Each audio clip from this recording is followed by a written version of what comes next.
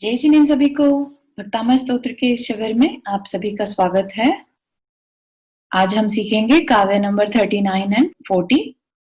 ठीक है, इसमें भी दो तरह के आक्रमण कह लीजिए या तकलीफ में बताया है कि किस तरह से भगवान का नाम और भगवान का आश्रय हमारी हेल्प करता है।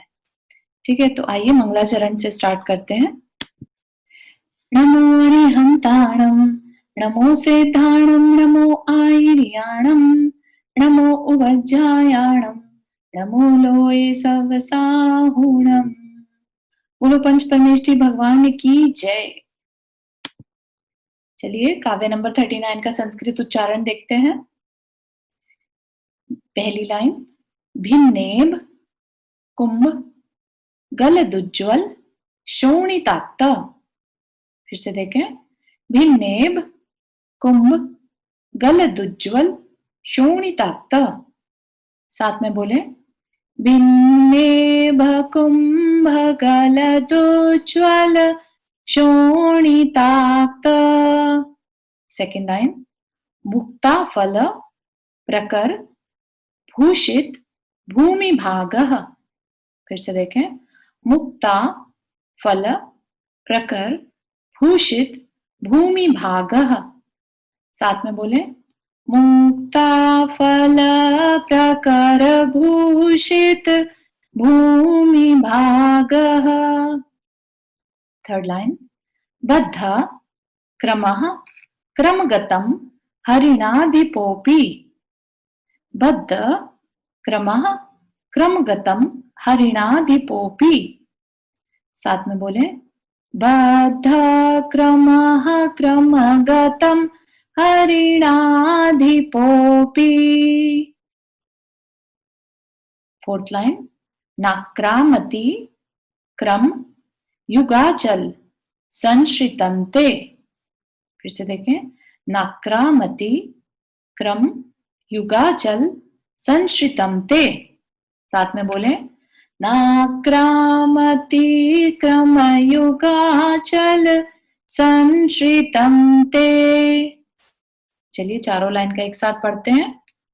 भिन्नेभ कुंभ गलदुज्ज्वल शोणिताक्त मुक्ता फल प्रकर भूषित भूमि भागः। बद्ध क्रमः क्रमगतं हरिणाधिपोऽपि नाक्रामति क्रमयुगाचल संश्रितं ते। चलिए संस्कृत उच्चारण पूरा हुआ। English pronunciation. पहली दो लाइन के मीनिंग जानते हैं।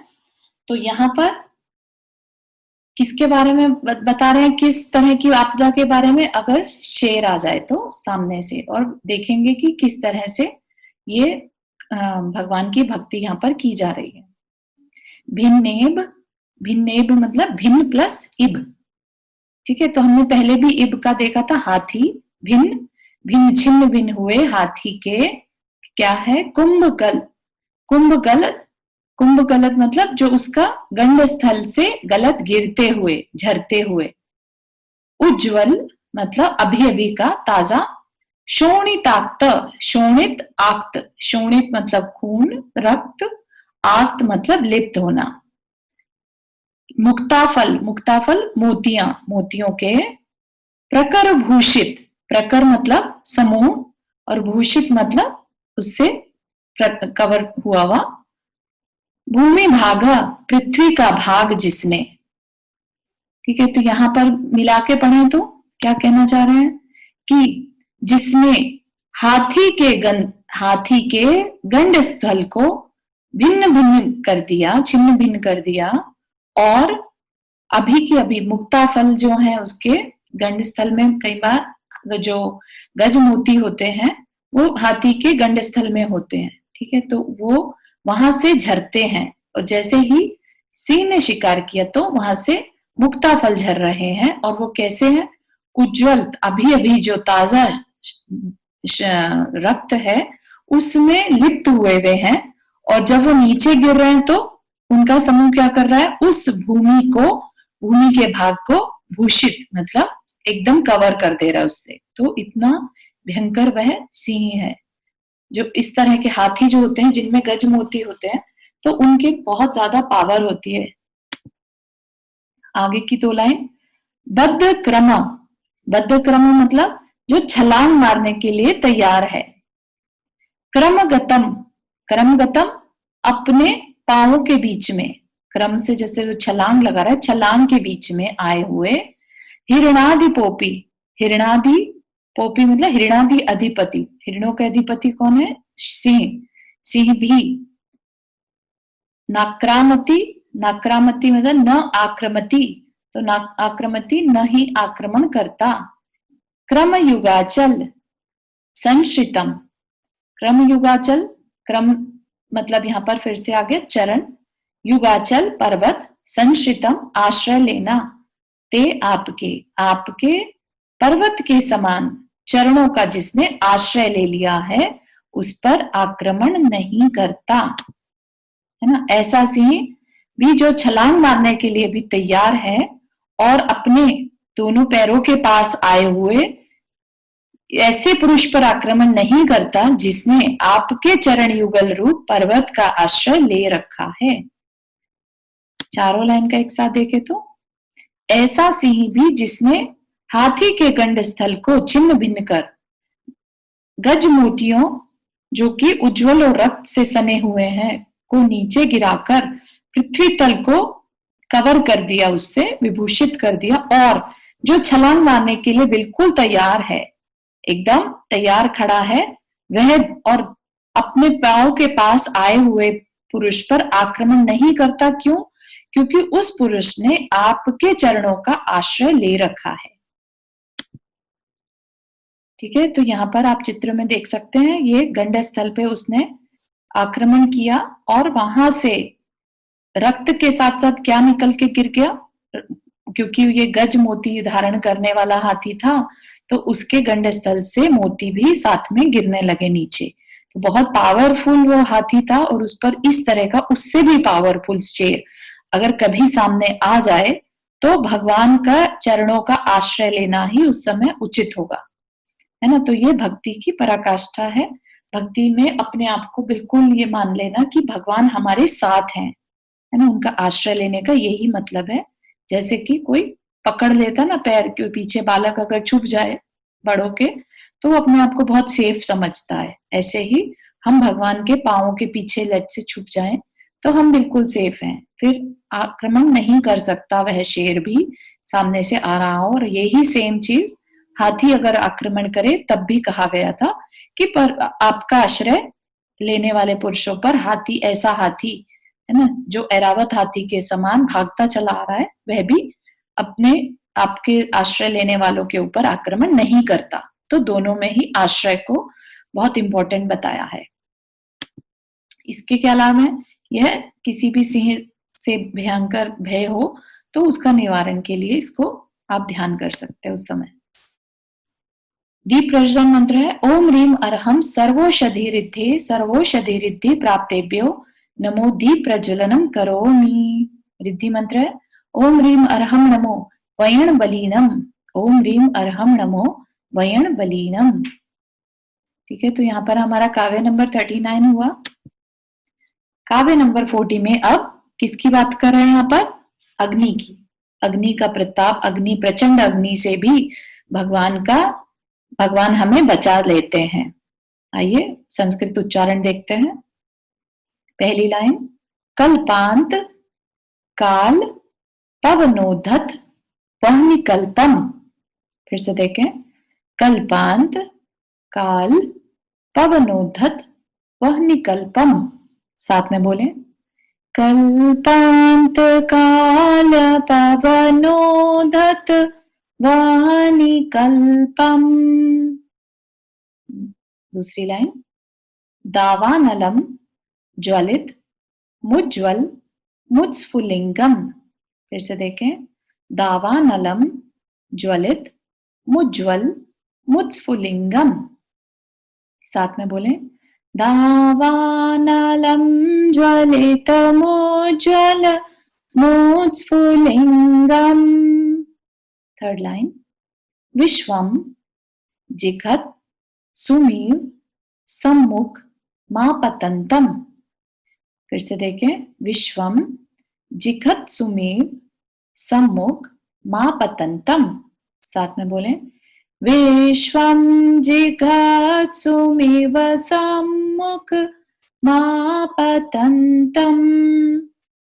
फोर्थ लाइन, त्वं नाम कीर्तन जलम शमयत्य शेषम. त्वन्नाम कीर्तन जलम शमयत्य शेषम.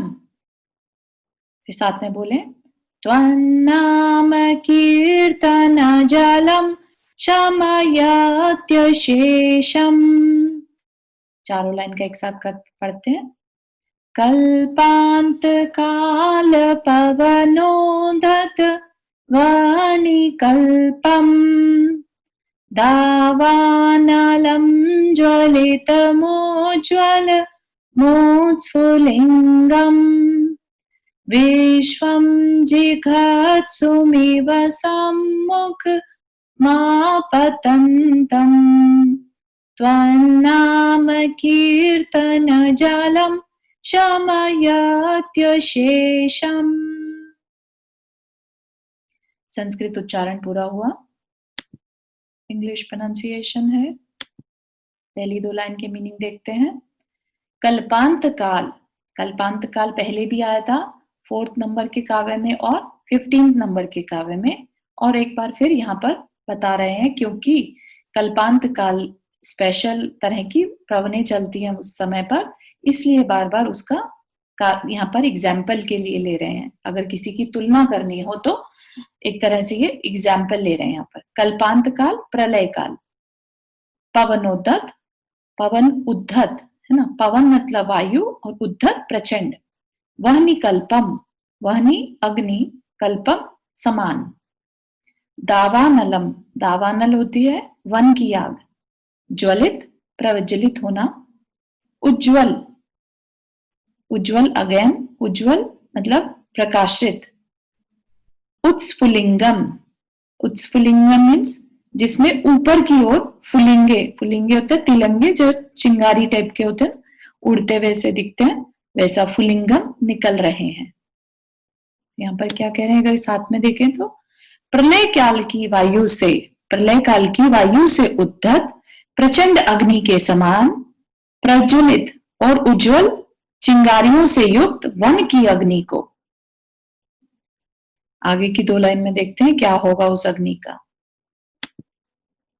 विश्वम जिघत सुमेव, विश्वम संसार को, जिघत सुमेव मतलब भक्षण करने की इच्छा रखने वाले की तरह, इन तरह, सम्मुख सामने, आपतंतम, आपतंतम मतलब सामने से आती हुई. दावानल जो है वो सामने से आती हुई हमें दिखाई दे रही है.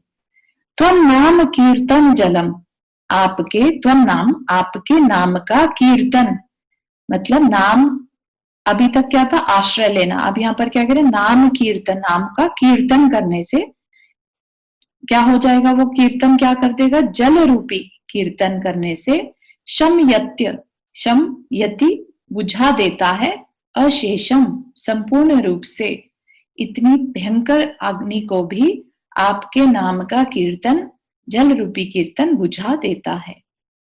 चारों लाइन को एक साथ देखते हैं. आपके नाम कीर्तन रूपी जल संसार को भक्षण करने की इच्छा रखने वाले की तरह सामने से आती हुई अग्नि को पूर्ण रूप से बुझा देता है. तो यहाँ पर हमने क्या देखा था कि कल्पांत प्रलय काल की वायु से उद्धत प्रचंड अग्नि उज्जवल चिंगारियों से युक्त वन की अग्नि को संसार को भक्षण करने की इच्छा रखने वाले की तरह सामने से आती हुई जो अग्नि है वह आपके नाम कीर्तन रूपी जल से पूर्ण रूप से बुझ जाती है. तो आप यहाँ देख भी सकते हैं किस तरह की दावानल अग्नि सामने से आ रही है, और हमें करना क्या है सिर्फ कि हमें भगवान के नाम का कीर्तन करना है. कीर्तन कैसे करेंगे, कीर्तन मतलब जैसे चाहे वह जाप हो या भगवान का सिर्फ नाम हो, आदिनाथ आदिनाथ जय जय आदिनाथ, है ना, ऐसा कुछ कीर्तन जो कांस्टेंट बना रहे, निरंतर, वह कीर्तन कहलाता है। जिसे रिपीटेटिव वर्ड्स बोलते रहते ना, महावीर महावीर जय जय महावीर, ऐसा आदिनाथ आदिनाथ जय जय आदिनाथ, तो ये कीर्तन कहलाता है। चाहे तो आप इसका मंत्र का उच्चारण भी अगर कांस्टेंट कर रहे एकदम, तो वह भी कीर्तन है।